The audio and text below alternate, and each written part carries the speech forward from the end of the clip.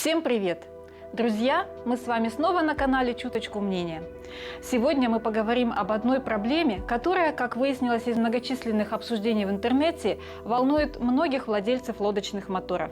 Это проблема стука подвески мотора Tohatsu MFS 9920. Наш мотор прошел 3 сезона, 300 моточасов. Но примерно в середине этого сезона мы заметили, что на определенных оборотах двигателя появляется дребезг или даже стук. Конечно, это нас встревожило, потому что мы подумали, что стук исходит от двигателя. Но при более внимательном изучении мы убедились, что с мотором все в порядке, а причина шума во внешних деталях подвески. Тогда мы стали изучать все внимательно. На ходу лодки мы ощупывали и саму подвеску, и ее элементы, и убедились, что в основном шум исходит от ручки подъема и опускания мотора, а также от вилки упора.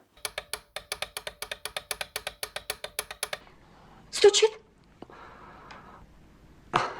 Стучит? Стучит. Ну что, друзья, сегодня мы будем изучать, как устранить эту проблему. Как выяснилось, никакой поломки здесь нет. А проблема заключается в том, что вилка упора ничем не подпружинена и удерживается только ручкой подъема и опускания мотора.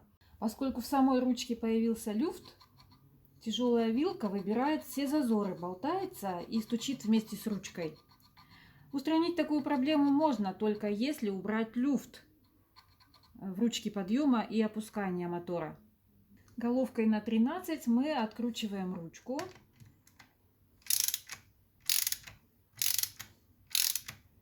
И видим, что узел состоит из самой ручки, 2 пластиковых шайб и 2 металлических. Подбором шайб потолще мы устраняем люфт ручки. Затем смазываем трущиеся детали, наносим на болт фиксатор резьбы и собираем все в обратном порядке. На упор вилки мы дополнительно надеваем небольшой резиновый кембрик. Чертова цвета мы не нашли, поэтому временно поставили синий.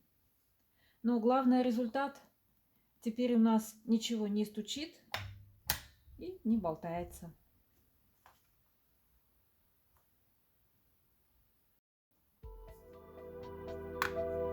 Друзья, кто сталкивался с такой же проблемой, обязательно напишите в комментариях, как вы ее решали.